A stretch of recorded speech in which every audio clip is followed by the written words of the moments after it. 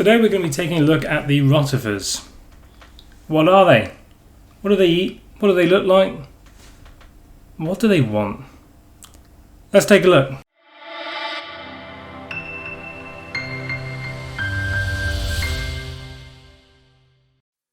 Here he is. Say hello to the Deloid Rotifer.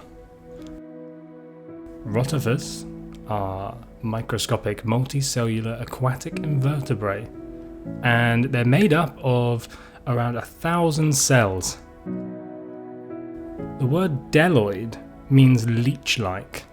They are so named this because of the way that they moved, like a leech. Rotifers are quite small as far as multicellular animals go. They have a complete digestive tract that includes both a mouth and an anus. Which is great, because who doesn't want any of those two things? I know I love them. Thanks to those two glorious holes, it's what allows us to define them as actual animals. Even though they are as small as a unicellular protist, they have a lot more complexity. With a complete digestive system, brains, eye spots, sensory and reproductive organ systems. Ah, he's so cute. Ooh. So how big are these little guys? Well, most of them are around 200 to 500 micrometers long, but depending on their shape, some of them can even be under 100 micrometers small. And to put that into perspective, that's around about the amount of ketchup you'll get at a posh restaurant. Some Rotifers in their spare time like to play keep me up, as you can see here. On your head, son. Whee! With some Rotifer species, the female can be up to 10 times bigger than the male. Certainly my experience during lockdown. Males are often short-lived and have no digestive systems, as their DNA rapidly degenerates into a short-lived death. So it's not all roses for male Rotifers, that and the fact that they've only got one testicle. Now I'm going to go ahead and assume that one testicle isn't that attractive for females, given the fact that some species consist of only females that produce their daughters from unfertilized eggs, a type of reproduction called parthenogenesis.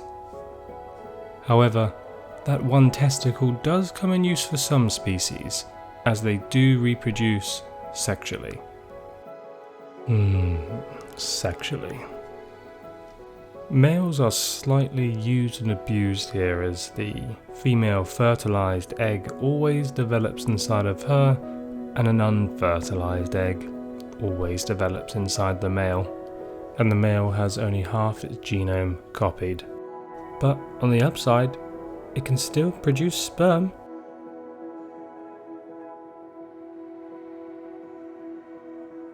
So, Rotifer.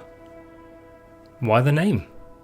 They get their name from the rotating wheels at the front of their face. Each wheel is called a corona, which has absolutely nothing to do with the beer or that crafty little virus. Their rotating coronae, which means both, is covered in little hair-like structures called cilia that help them capture their prey. It's one of the coolest things about them to watch. That, and watching them bob, twitch and jump around like crazy paranoid schizophrenics. It's a good job these guys are in water, because the mess I would make if you stuck a couple of rotating chainsaws onto the end of my face and asked me to tuck into a tasty yogurt. Ooh-wee. Speaking of eating, which we were, what is their prey, and what do they eat? Well, they're dirty little filter feeders. They use the cilia on their coronae, again which means two, to draw in a vortex of water into their mouth, drawing in everything around them, like dead material, algae, bacteria, small phytoplankton, and other microscopic living organisms. In fact, it is said that the Dyson vacuum hoover was originally created based on the same design. Although, that's not true at all, and they weren't, because I just made that up. Since rotifers primarily feed on decomposing organic materials and tiny microorganisms like we've mentioned, it makes them important. Primary consumers in the microverse. Primary meaning they eat the basics, the small stuff. I wonder by now if you're thinking, okay, so that's what a rotifer eats. But does anything eat them? Yep. Unfortunately, for them, they're on the menu for a lot of creatures. Many animals eat rotifers, including shrimps, crabs, water fleas, tadpoles, aquatic insects, fish, clams, and plenty of other large animals that tend to collect water through their mouths, including birds. You see the way the Deloid rotifers are always bouncing around and plodding along, jolting everywhere, but seemingly able just to position themselves perfectly in that one pivoting spot. Well, it's because the rotifers have a foot and a couple of little cheesy toes to go on that foot. This allows them to get around by grappling onto things and pushing themselves around. They do in fact produce a sticky substance from a gland on the bottom of their foot, and this stinky rotty foot juice is just above their toes and allows them to anchor themselves onto surfaces to keep their position as they go about their daily business. When they aren't using their juicy feet to hang around, they swim around with the aid of their ciliated coroni in their face, using the coroni to help them propel them around like little jets. Sticky feet? A jet face? Why isn't this thing in Marvel? You see that pumping little thing inside the rotifer's body? Looks like it might be the rotifer's heart.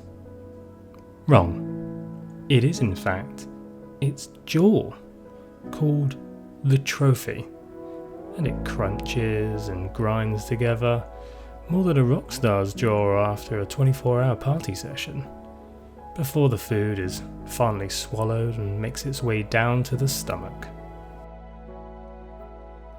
So, where can you find rotifers?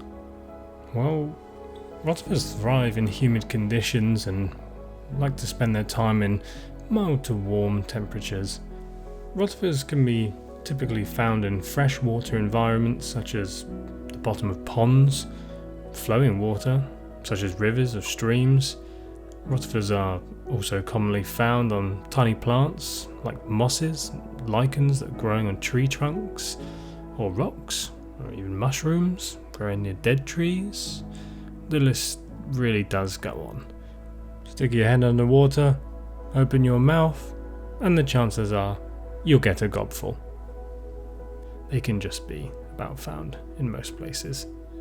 They also like to inhabit soil, leaf litter, rain gutters, puddles, so chances are, look outside your window, you're probably seeing some.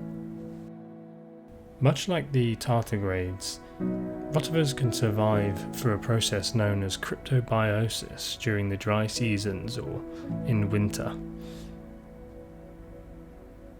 They enter this crypto life by stopping all their metabolic processes and shrinking into a dormant state. Their eggs can also do a similar thing, which means they stay dormant for many years. But unlike the tardigrades, rotifers' lifespan is only between 2 weeks and 2 months. However, you can consider the rotifers you're seeing on the screen both alive and dead. This isn't because they entered a crypto state as they do, but merely because I rinsed them off down the drain and never saw them die. And that's Schrodinger's cat. There you have it. That's a little bit about rotifers in their day. But what happens to the rotifer when the lights go out? What is it that they actually do and get up to? Well, for the first time ever, here at Mr. Microscopic, we've managed to capture exactly what happens when the lights go out at night.